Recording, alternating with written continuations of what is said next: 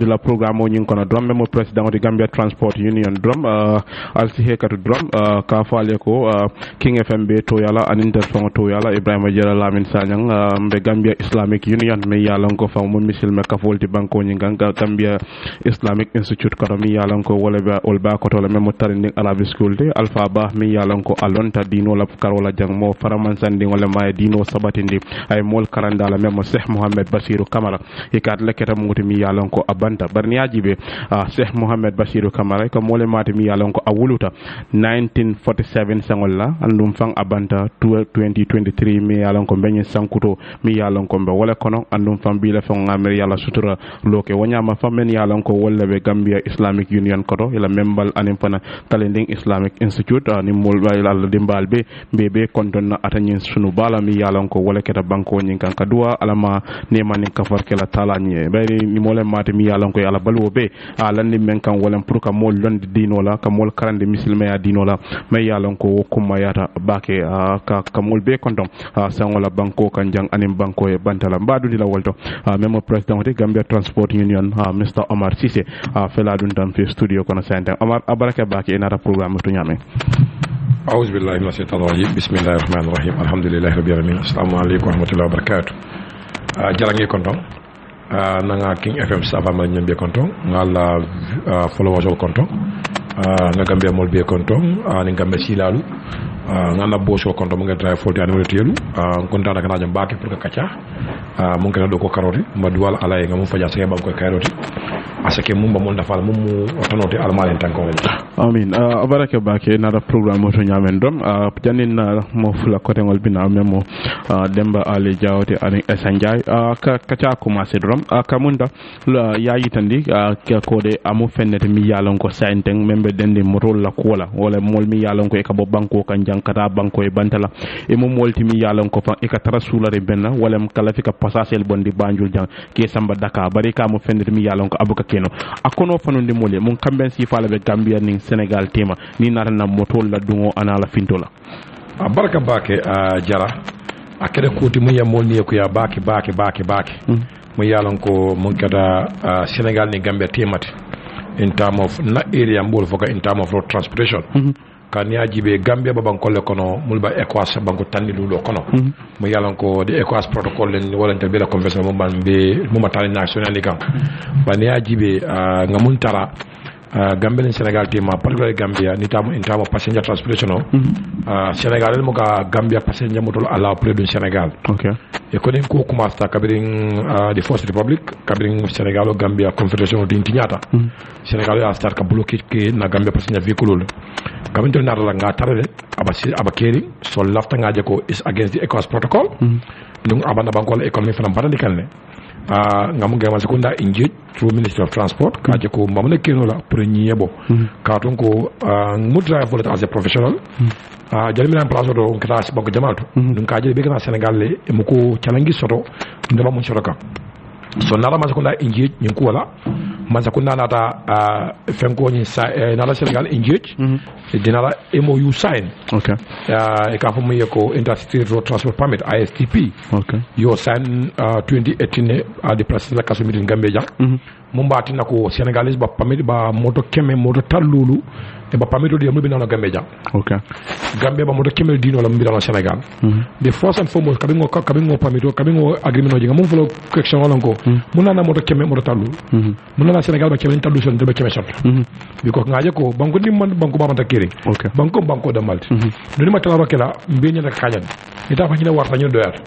but ina la mo fanya ko ñi mo pro wol dina fa ka solve wala na ya study as a study tool so naro accept naro mi jama solo ni men sekunda mi ay committee lo me go road man corridor management committee mi di jamal ke nga programme pour ka ko mo ya kramuta mu de bañ banko dafa mu ne na fo government pareta ina permit ni issue government drive for me anko the cost is 3,000 the smallest vehicle like 7 passengers to 14 passengers above to 14 to 30 25 or 35 I could remember 4,000 okay above boss of 5,000 for 2 years e bajo ko motolu ni ole pamito be do Senegal le they can do the interstate transport okay kabo keta ya lunch but unfortunately mo told me so Senegal stop okay anaka sulori ne wasu kunata injiji akin tata mas kuna mi do samon adi Senegal diamo ta according to them nyana ka bem bola to karang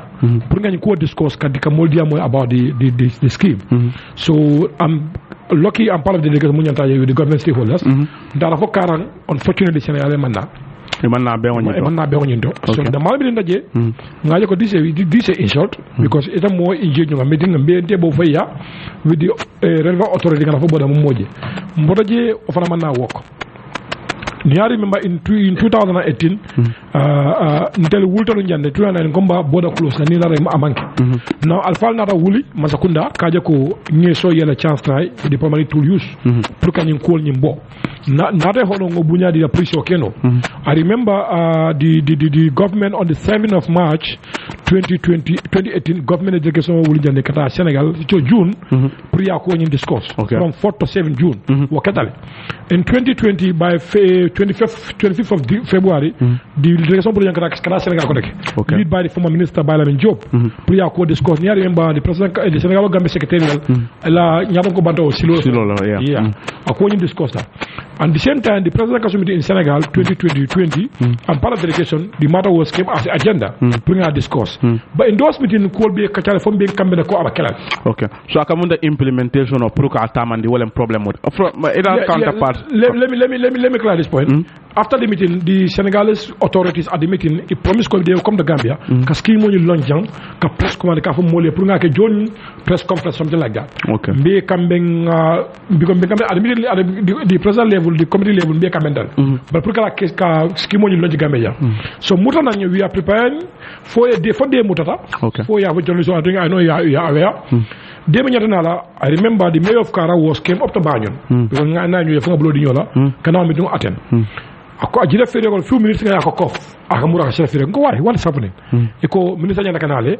but mutani la modola banta swat nalo so na my click how comes yeah in official duty more fata oh almane man ka fakala bo man ne official duty cancel for that purpose so mi do ñu wala na cancel man na skill man yalla ko rek so akada ñu sula kubati man sakuna ni inji ta still for right now nga sakuna inji because mu ne ko do joje they right now they are claiming their money so akamunda coming many kodo nyi jo pour pamito di la pour passenger bonde Gambia samba Senegal wala kodo be tinyakan wa kodo tinya because kodo di government na le government are use but still tele kodo di mun ne man to benefit so la counterpart many yalan ko wala be Senegal même transport union in Senegal ngala ko different transport union wala ka mun ne foy munat ne be ñim bloqué ñi kege e man raka silo di Gambia drive wala client on ñi ka je samba Dakar na you have many transport union there but nte mun lo mun sem water right now some fono mun you don't reach the Senegal lead by Goro Huma Gora still on that meeting ako ECOWAS ma banku dini banku waso okay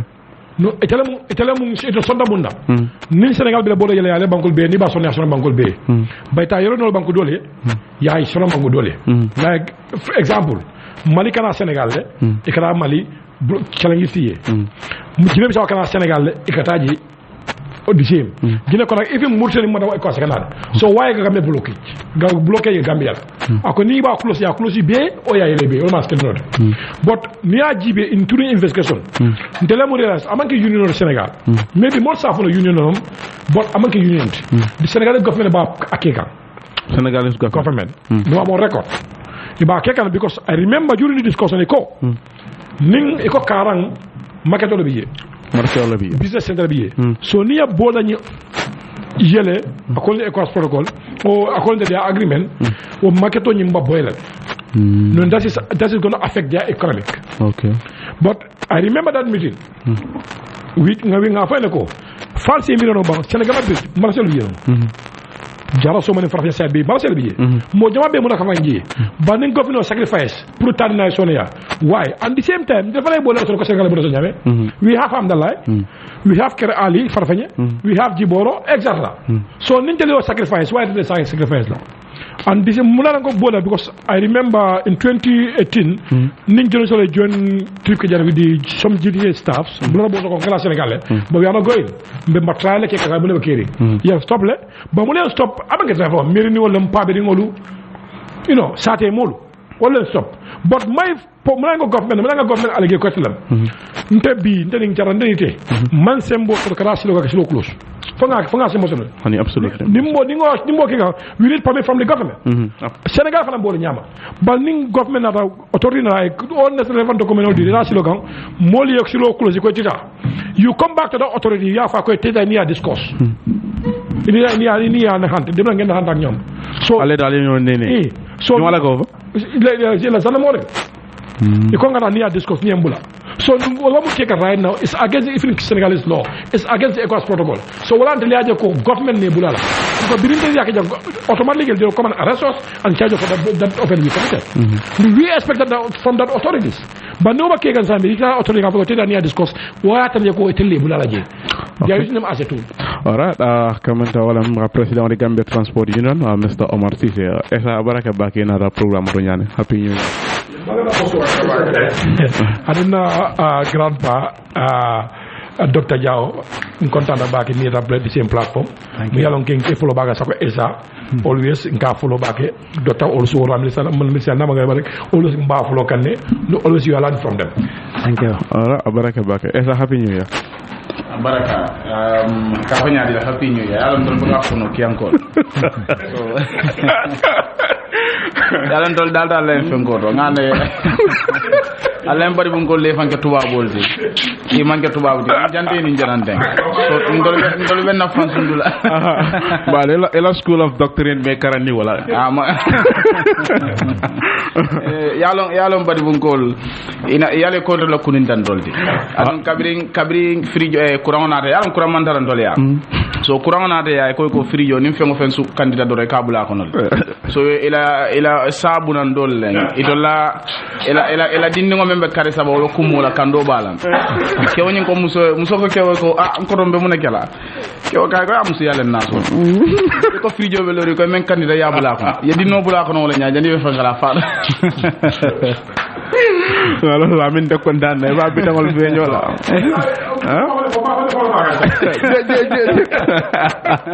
ñu sabal baraka baraka Ebrima am content ka mul na janko denke ngalem famtal donganding mutole kake deto keta bari alhamdulillah mutana jambi ko take pour ka kacha banko la kola Cisse and of course my brother here and Honorable Jao. I'm glad again a platform share to discuss national issues. Abaraka Bake, thank you so much for coming. Honorable Demba Ali Jao, Abaraka Bake Mutanam program or for you I know I can tell you happy New Year. Abaraka Bake Ebrima, Fanan content Bake pour Namuru Nanjani platform to Arunga Ebrima Omar. Sise Sise really sorry. Omar Sise. I mean actually Fanan came my Bake, but this is the first opportunity. I mean, sort of in a platform. I mean, definitely, I'm happy to back it. So, for now, happy New Year to everybody else. Thank you. Come on, Omar Dengala, I'm not content him back because I told my balaging. I'm when you are in a boy kawala. Sangara back.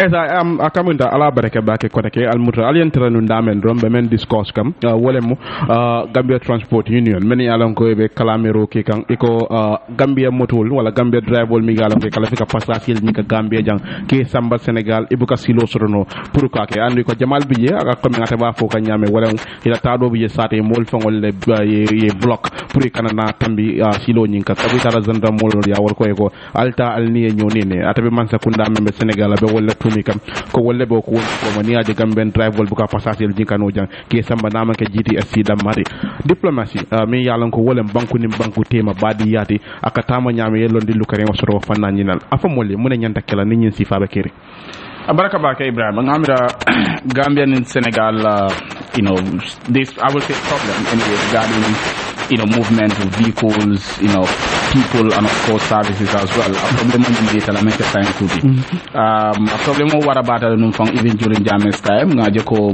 frequent border closure kakele num and why Gambian and Senegal relationship or the diplomatic relations are affected one can say Niajibe Jammeh time on the we had what we call our foreign policy towards Senegal. Let's say the diplomatic relations between the Gambia and Senegal was kind of confrontational. It was not that very accommodative and friendly.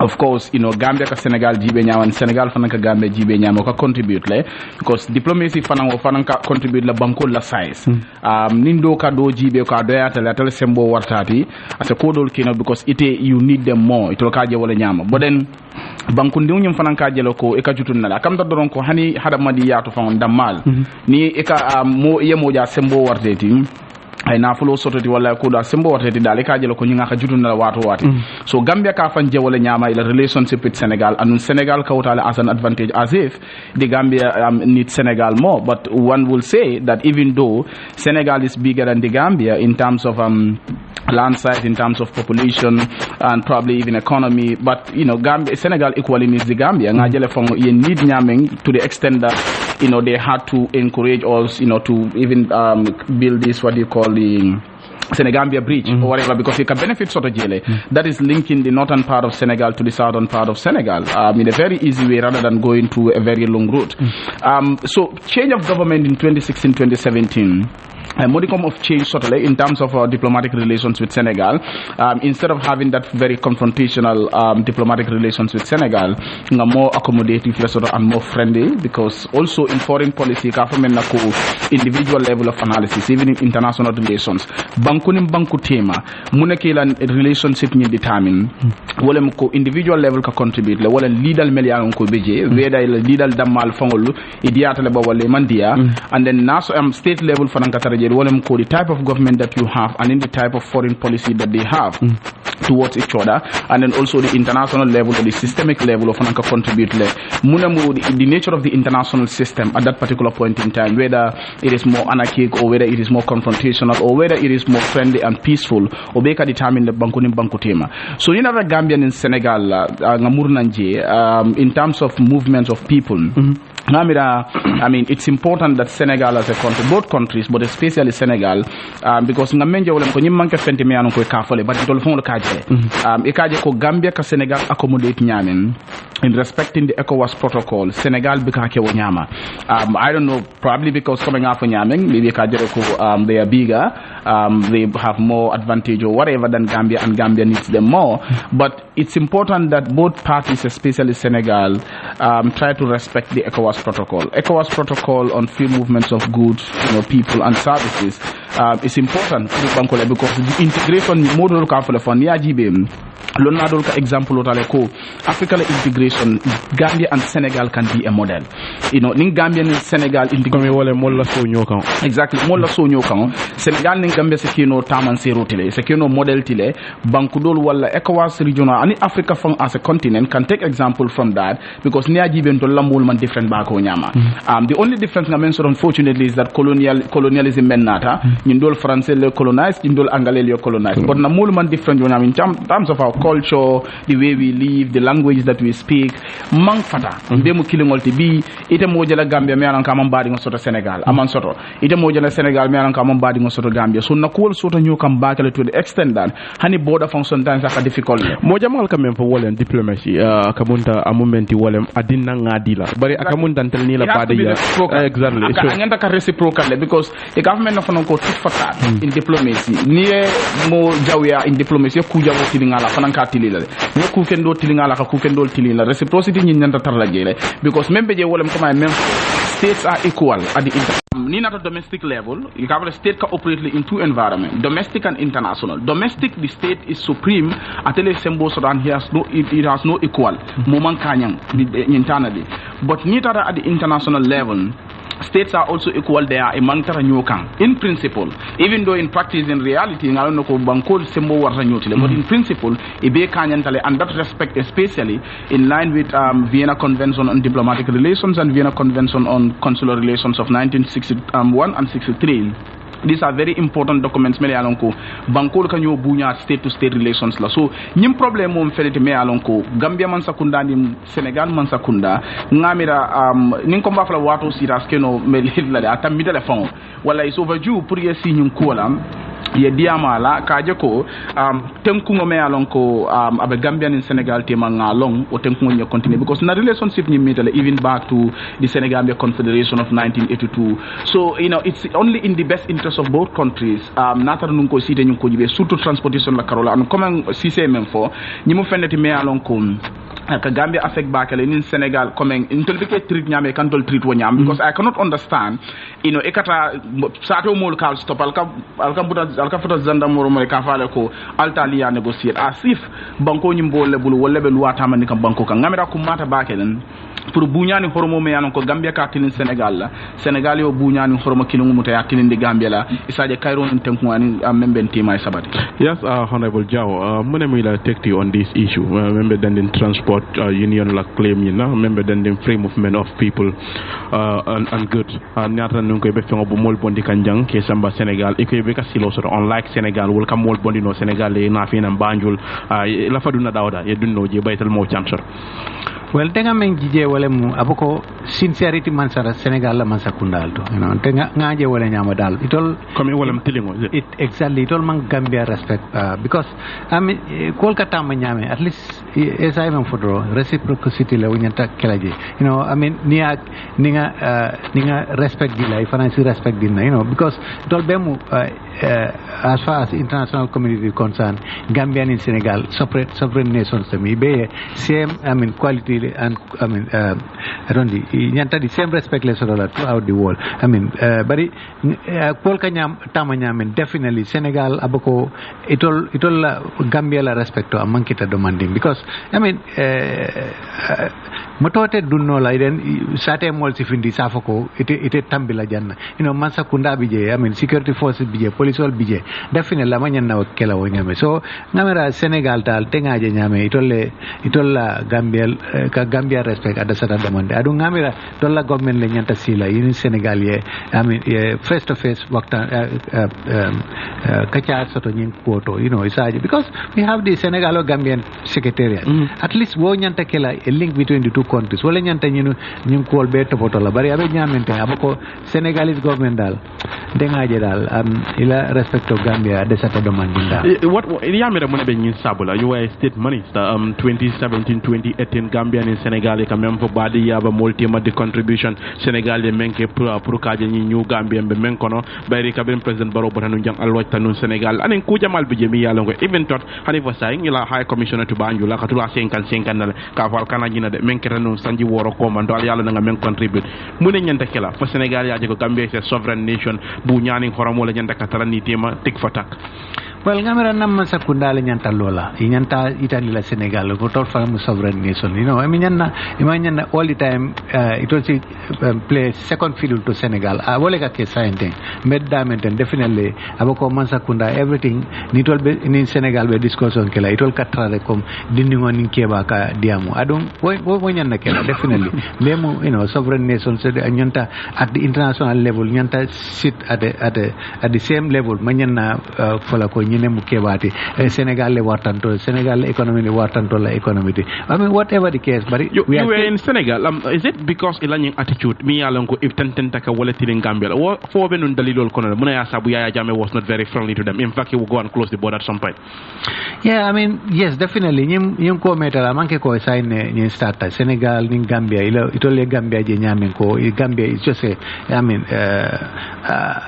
manke ko a fully sovereign nation itole Gambia je nyame probably we call it a subsidiary of their country something like that there is a school of thought in Senegal itole yamira ko definitely Gambia nyanta kela part of Senegal in fact nitol even nibe discussion kela ila TV to another things they give examples of other countries but hardly they mention Gambia if keta Gambia itol mankia wala as if Gambia is not doesn't count at all definitely wo bijele wo meta jele adu ngamera dal namasa kunda fangole nyanta lola kaitan di Senegal that we are worthy of respect bari sainteng abako mansa kunda fanandal ye fan to Senegal blue bake nyanta lola le ye faitan di Senegal la ko we are a sovereign nation.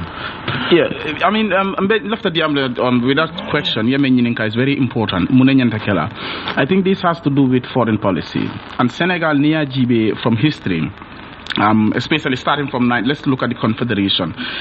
Senegal has always had a very strategic foreign policy towards Gambia. But Gambia, whether our foreign policy is strategic towards Senegal, is a question. Now, Niajibe 1982. Senegal wanted confederation way back before that found. Okay, it's just that on the Gambian side we were not very receptive for the idea of a confederation, because looking at the two countries we thought that would be a threat to our sovereignty. But Munaketa in 1981, Kabirin Keta, the Kukoi coup, Senegal, Jawara needed Senegal. Ayokumandi, ya Marco to restore him in power. It was like party for comment surual ka fameno ko delon jukal na surual ka man sene bar ngame ka fala delon jukal, right? Ka bunyani murundi afana nata song the idea of a confederation. So confederation no wala nyakam that Senegal was able to get what they wanted. In fact, the presidency was entirely in the hands of Senegal. The president of Senegal became the president of the Confederation, and Jawara became the vice president. And in fact, when Gambia demanded for the presidency to be rotational, that was one factor. Kabrin Jawara ko signed presidency nyum puru ay murum isaje ko Gambia fane opportunity pour que president of the Confederation te wole fran contribute al ka problème samana me anan ko Senegambia Confederation nyum failed ultimately in 1989 fa collapsed because Kabila collapse come from it was unilaterally decided by Senegal pour que Confederation nyum end without even having the respect or the courtesy pour que Gambia inform that we are putting an end to this confederation. Well, that was one disrespect shown to the Gambia, and that was strategic on the side of Senegal. Secondly, Senegal foreign policy, the reason why I said it's strategic towards the Gambia is the Senegambia bridge amendments on Jam. It's very important to Senegal economically, linking the northern part to the southern part. Senegalia katale lota kajoko wo bridge nye soto. In fact, even the name is not even Transgambia. Instead of Transgambia, I change to Senegambia Bridge. I don't just get it because this bridge is inside the Gambia. So, Funaitan Loco is a manifestation that Senegal foreign policy is strategic towards the Gambian. Another example is Senegal. I mean, look at the fight with Casamas, okay?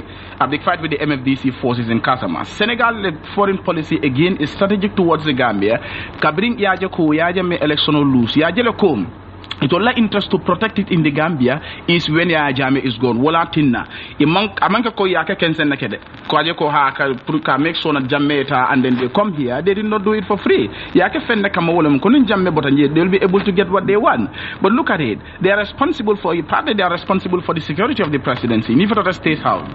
Because Senegalese forces all the but also this is an opportunity for them to use the Gambia as a launch pad in their fight against the MFDC forces. We are all seeing what is happening in Fonyi. That's another one. But the other manifestation that Senegal foreign policy is strategic towards the Gambian is even the caliber of ambassadors or high commissioner Kamel appoint Gambia. Niya wol jibe anuntol kamen sendi ka fata bakele sangonim banko ka wal because Senegal kam wol sama me ko des seasoned diplomats me ko ila londo fanu batale diplomacy la karola because they know that Gambia is very strategic. Niajibe geographically or proximity wise, Senegal is the only country. Senegal is the only country. Gambia ni member data. So it all they are of high caliber and they are of they have experience. They are seasoned diplomats. But until Ajibe and Kamel said, "Nenkanya example of Talawat and it's not personal." Until recently in a high commissioner member the ambassador there, this man was just working at the university, okay, as acting chief accountant or whatever, finance director.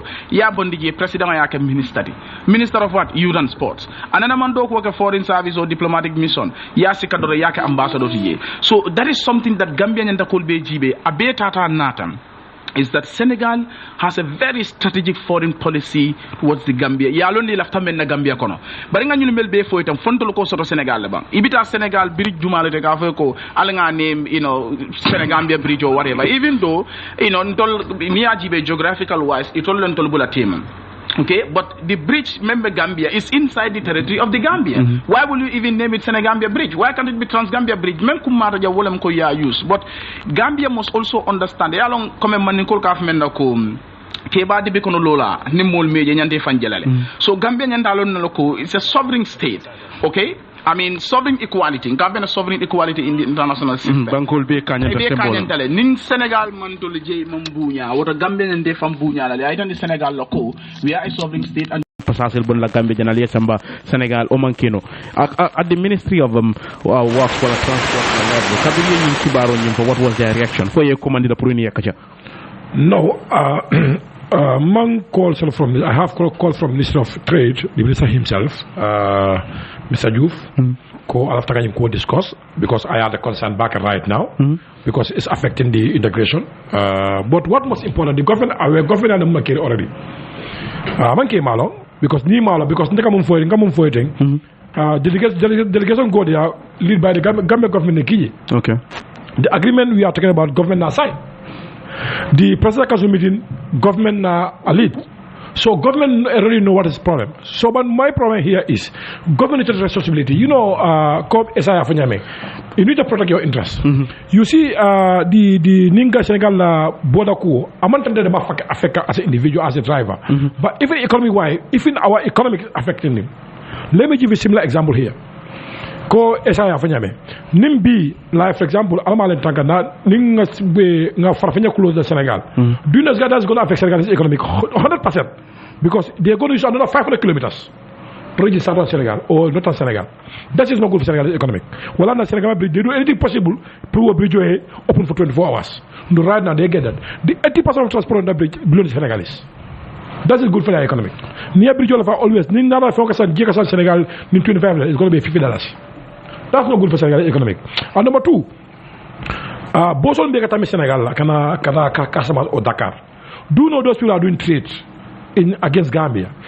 In ECOWAS protocol, Motomoba transit, Amanyanaka fen drop, Amanyanaka fen pick. Okay. It's against the traffic rule, transit rules. But now, na vendor mungera Senegal. The Gambian or non-Gambian will be a business in Senegal. They can Senegal Bagaso Sanyang. At the border, we expect them to pay something to GRA. We 1,000 or 2,000 to the Bagaso quantity. But now, those businessmen, they go Bosole use. You go Bosole use as a customers. Num GB, Munaka, boss driver communicate, Ninaka 10,000 at the cost of, for example, because still a Bagaso dollar already. About 5,000 Young businessman have a profit back. Have a profit back. So about no bosokono, your bagas will be a lot.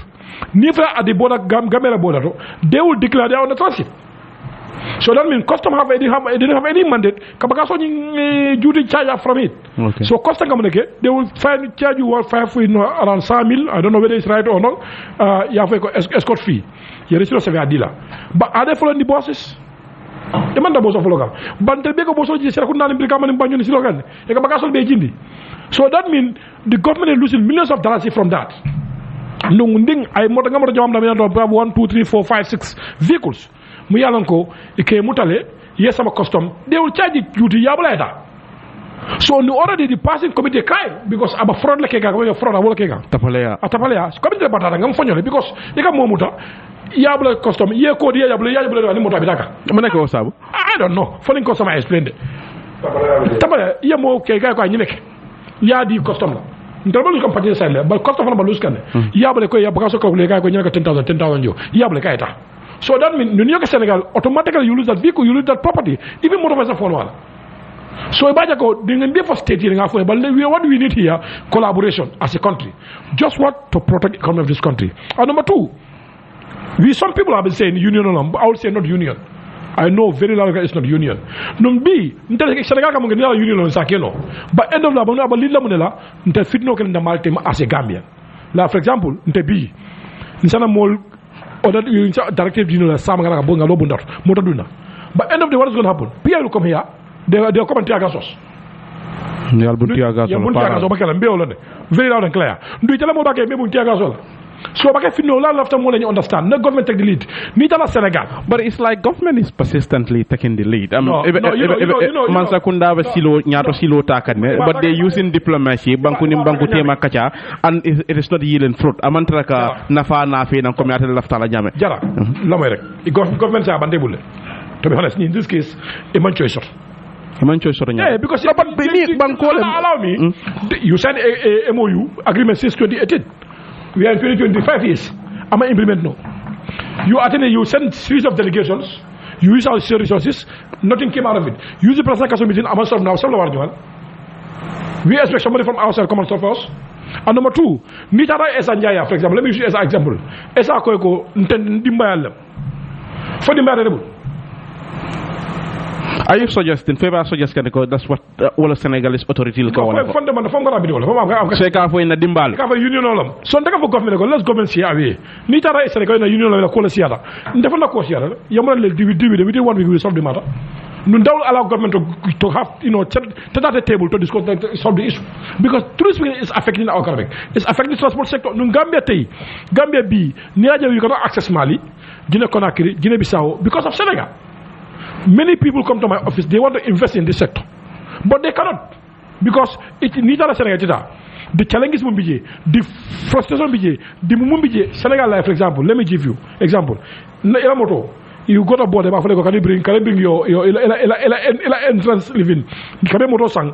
I don't know, I forgot the name of the document. You do your bill of loading.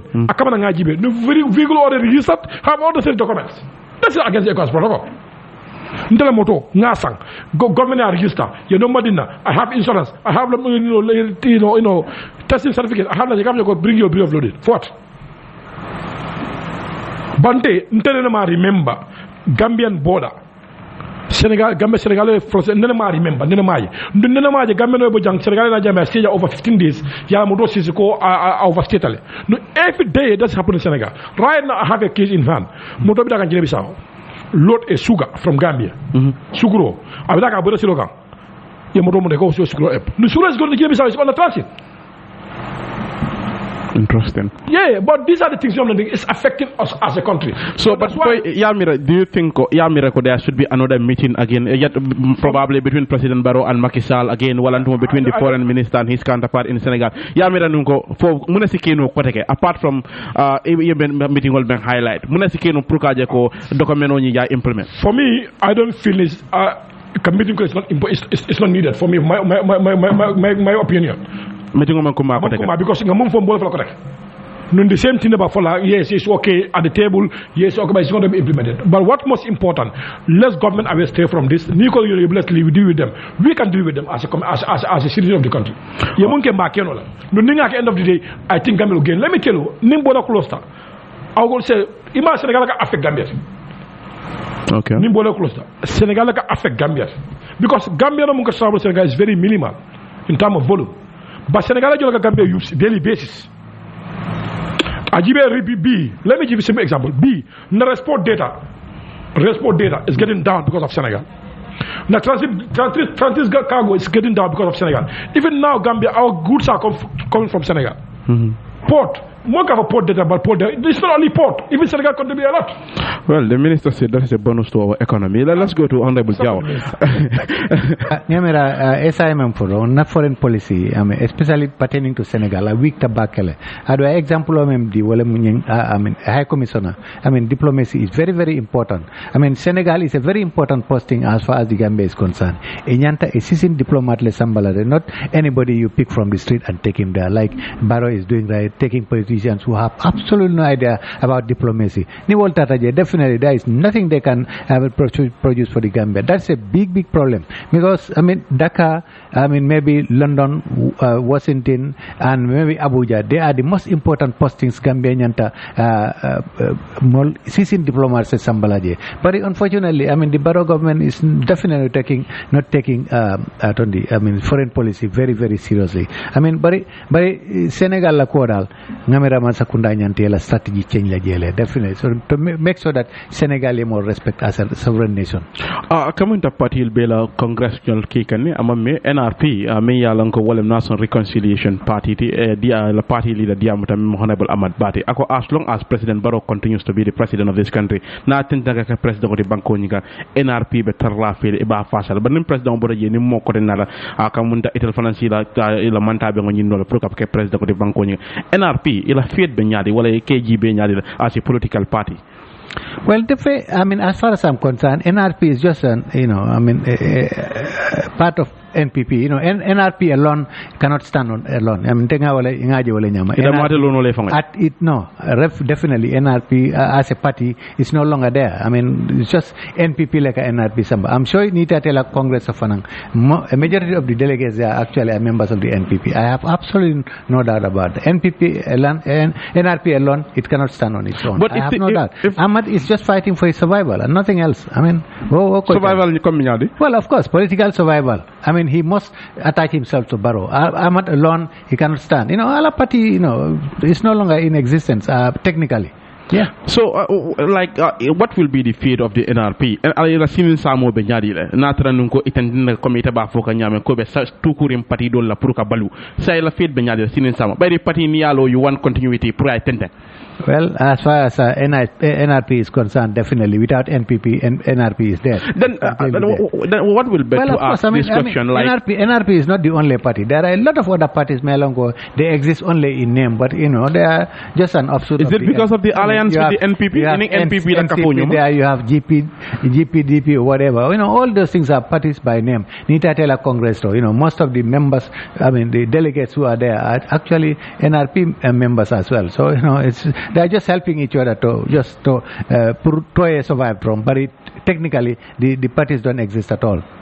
Wow, interesting. Yes, Esa. Akamunda, President Barrow e karre fayo gagné serunda malla. Bari akamunda member dending manda sabanjang ko wala memo ta tamti kamunta ñu wari ngono aba faraman san kambake kibar kaytol bala NRP la ñaton ko Amad Baya fole ko President Barrow na la fakara man la sabanjang fongola ital batar la fida. But then the ECOWAS parliamentarian also who double so as the name for Nyamina Dankunku ataya fole ako President Barrow is a strong advocate of term limit mi yalonko wole manda maralo pour weke fende mi yalonko ay sabati banko nyinkang andu me ya akobara you know the choice ko nyimbe to the president wala bul na lafta manda fulake na lafta manda sabake bayri na banko maral kitabo kono la man traji me ya kale ka fay ko akana manda saba maralo ke banko nyinka bari ako ni lafta na luwal kono si wasifal dundino jela ka tam limit ke banko nyinka ya mira nunko itala miro fe comme de député do ya fala ko president nyanda tout tam le kala ayef itala miro fe sur president Barrow continue for etata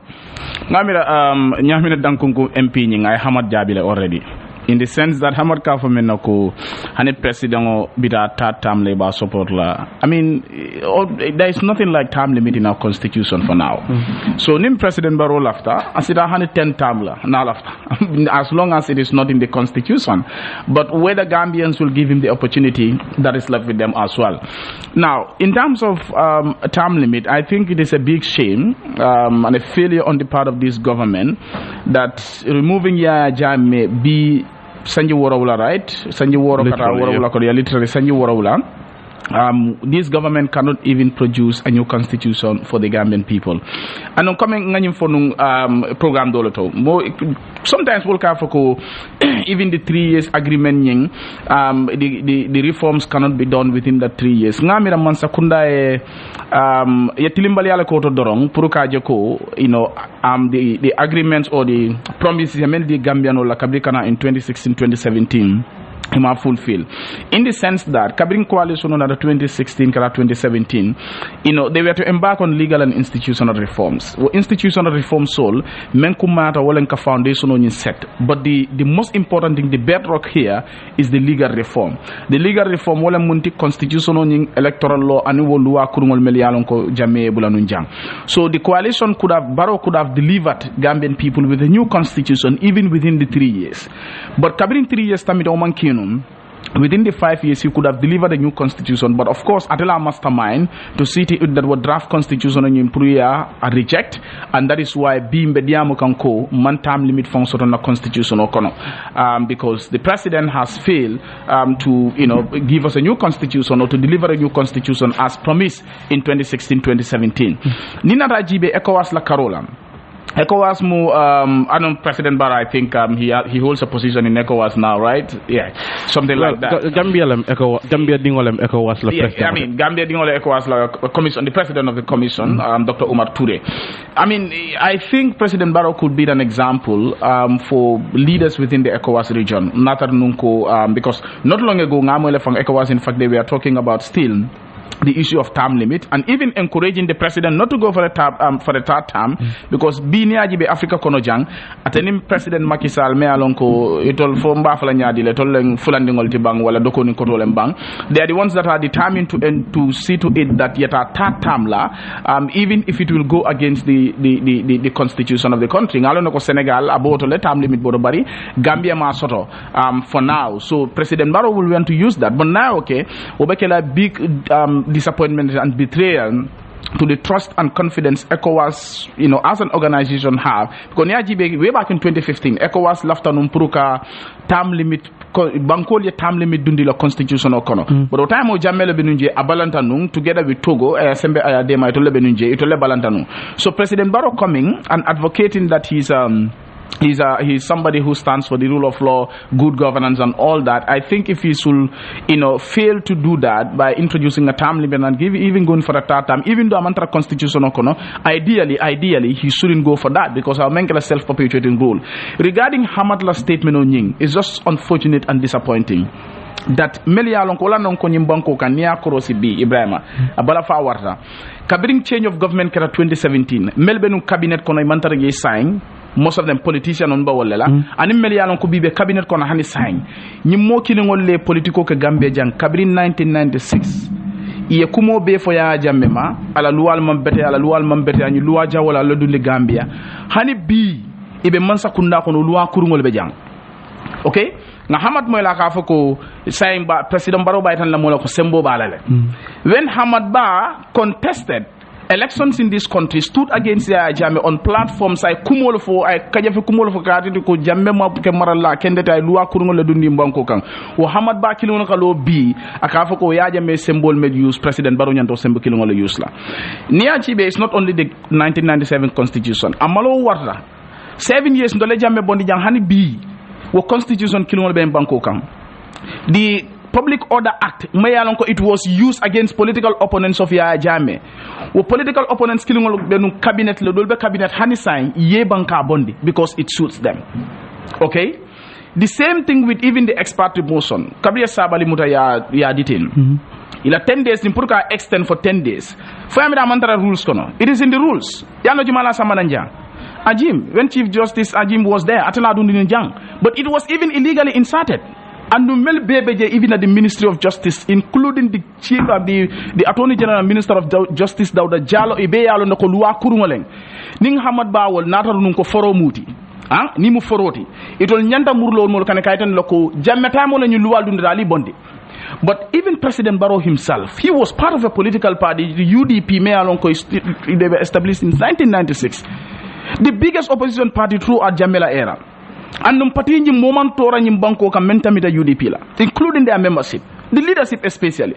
Nim President Barrow Moramu Foroti, Kabirabot UDP Kono, even state to those bad laws may Jamea use them from the Public Order Act to the expatriate motion and all those terrible laws and media repressive media laws President Barrow create.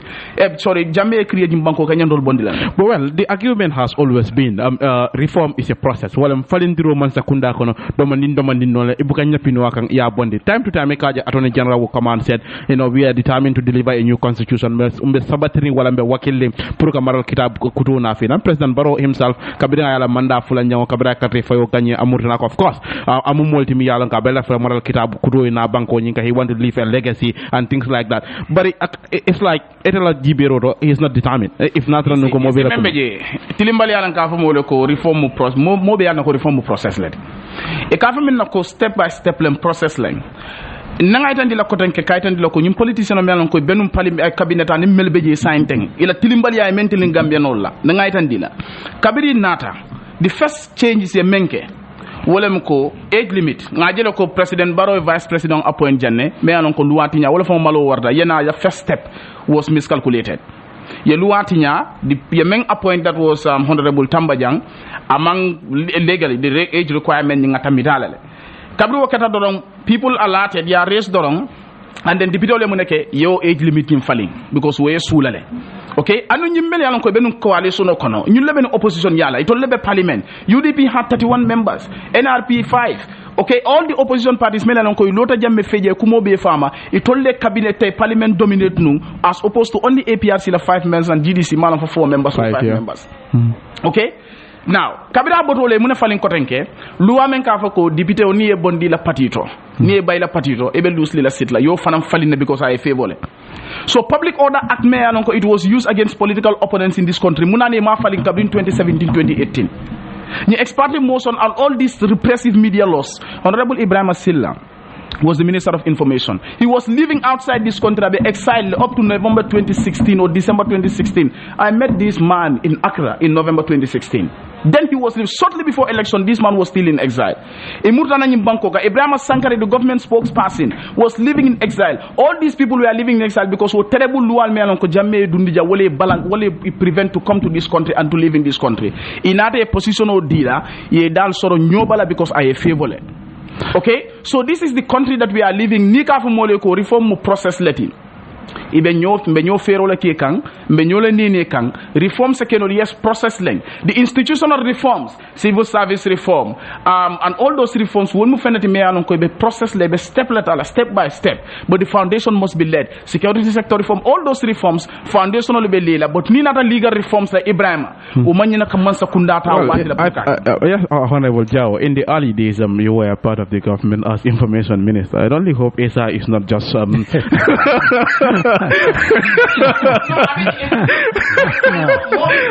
about politicians, but all those people that have been in cabinet, including Honorable Jao, Ibed should have made sure that all these repressive media laws, because I remember Honorable interviewed Obeji, and in BBC Lake, you can correct me if I'm wrong, and in BBC Lake, Kayako, for this government achievement lesson. Kabinata. But I know honorable form of struggle can jibe specifically can point out yemu achievement like and I go yes well there's freedom of expression but journalists that's not something you take from your pocket and give it to the citizens. What have you delivered to the Gambian people? But I don't know when he was in cabinet at that time Barola Masakunda man tangible anything tangible delivered to the Gambian people. The only thing he can mean for no freedom of expression and no man can defend the mayor along to left and adimo la Gambian no laugh they fought for themselves and brought those freedom of expression. So in as much as politicians mbolo hold come more to account because it only differ through it but honorable wante bondi no je bari bele da benunji because sato be bane alkalo da bondi yes what exactly went wrong at the time SIA point Sotojang. I think sincerity lacked, in the reforms not coming from. We're talking about security sector reform, institutional reform, and other things. But definitely, I mean, anyanta tambila bedamenteng, anyanta tambila jia, meta. But sincerity wole mantra je, the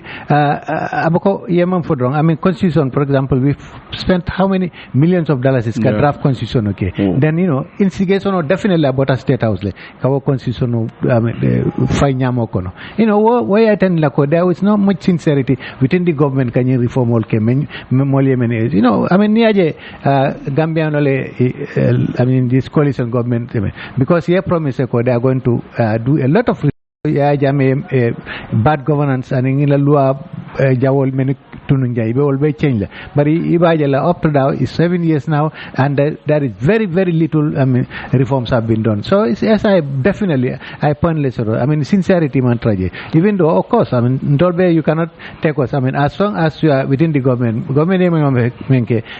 although government is a collective responsibility. As an individual you cannot make any move whatsoever. You may be opposed to certain things but as long as government taking at cabinet level government go even at opposed, the only thing you can do probably is to resign because but you have to fall in line within that thing. So essentially like what were some of the problems may reform as I is counting since in 2017 kada 2018 at a time in cabinet as far as like what were some of the problems may asabunu reform the much needed reform amankeno. Yeah, along reforms. Okay, cabinet can just make policies, but reforms at the technical level. Of course, but the coordination fango mantra nunje. It was a little bit of lacking between the various sectors of government and in maybe the technical sectors. Many implementations. From the word go, either maybe it's probably due to a lack of inexperience because it was a new government and people came from different sectors. They didn't have the experience, to public service experience, including the president himself. He has never served in public service, so you just plucked him from somewhere and then put him as head of a team. So you see, it had to take a long time, Janning, the capacity actually to but be able to in our last interview, you told us, coordination is lacking within the government. Well, if in 2017 there is lack of coordination, 2018, and after 5 years or so, there is still lack of coordination in the government. Yeah, well, the problem is maybe saying it for experience because the government has been in office for almost 7 years now. At least near sincerity benunje at least but definitely sincerity lacked in certain aspects of it. Probably, they are not putting probably right people in right places. Does it have anything? Does it has to do with anything with regards to PSO rotate nyamen? Sometimes what by many months akunda long governance long eko months akunda anyanda ka steady le anyanda ka trasabatirin but puruka permanent secretary ke rotate amu fenet mi yalonko amambe in hindsight dol bije savo it reduce corruption and other things but eko anyanda ka steady le ni ka PSO rotate ab months akunda buka sabatino. Well, let it be clear. Sabating it means manzakunda because saying what I'm coming. Continuity also for an important tabakele. Ni PSB dulato. Maybe I will system understand bakele. Adoyala plans also done everything, and suddenly move to another new ministry, and it will take him or her for quite a while. Put Janebe J France story la kela system understand. Abso waka katar dendi. But it's much more than that because even this foreign policy thing that's important as well. All these things, the policy at the foreign level, at the local level, abenyanta coordinate la. I don't that coordination as far as I'm concerned is still a bit lacking. And nyata tambela janna meta. But unfortunately, we don't seem to be moving. We are just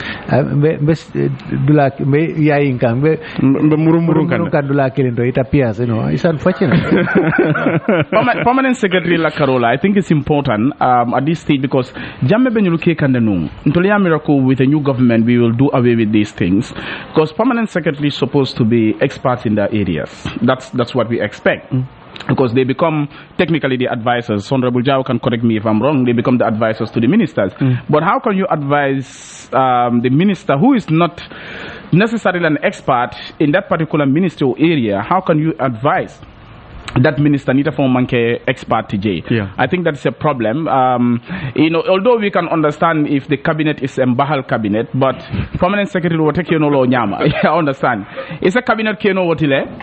Mbahal jato soto neto soto kanjo soto ye jaba jambol soto anin tiamunkol anin jimbol ninkol. But permanent secretary will take nyama for that modicum of experience or expertise should be there so that they can deliver. But sometimes I can call political compensation. Most of the time, they just compensate people because they feel like minister permanent secretary. So if they are powerful, they are very close to the president. Contribute the permanent secretary bonded from one ministry to another ministry. But I think the president or the government needs to be careful with that. Permanent secretary bahalti. Yeah, absolutely. Yes, Omar. Jadi mulkara short commercial break la. Drive will me yalonko wellebe bolongo kono upper river region. Comment demanding ke ye sulo yitande membe dendin kolole e ka menjo birijo nyindo fo ya sabu e ko inala passwol dal fa o ma fo nyina sabat lalmen fana bije e ko pass la fa nyi ayetel batande la bayri ko wol man trasonare ila level oto Gambia transport union la level falbe bori ñun kala male ani muna sababu dañina ani yamira muna sikeno.